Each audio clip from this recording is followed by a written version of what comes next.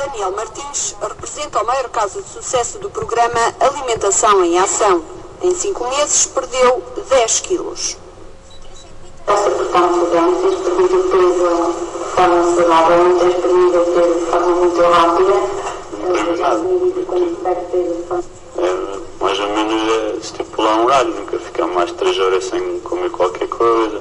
É o resultado das consultas de nutrição e dietética que Daniel iniciou em junho.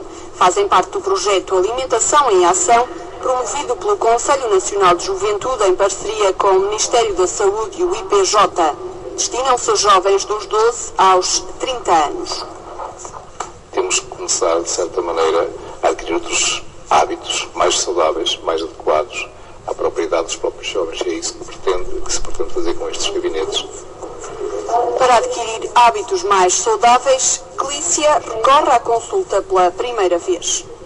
Eu fui calcular o teu índice de massa corporal e depois disso dá-nos um valor que está dentro de uma escala. E eu fui aqui ver a escala em que te encontravas e estás no excesso de peso, ou seja, tens peso a mais para a tua altura. Está bem? Temos que tratar disso. O principal de tudo é a dieta. Se não cortar na comida, depois aquilo que come perde, mas se comemos novamente, acabamos por adquirir tudo outra vez. É feita uma dieta de acordo com os gostos deles, que não é padronizada, é feita para cada pessoa e depois, pronto, vamos marcando consultas. Em Bragança, a dietista Cátia Cavaco acompanha mais de 2 dezenas de jovens. Já foram detectados vários casos de obesidade.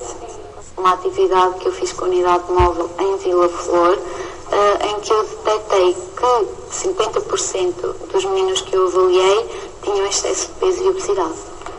O projeto Alimentação em Ação termina em março.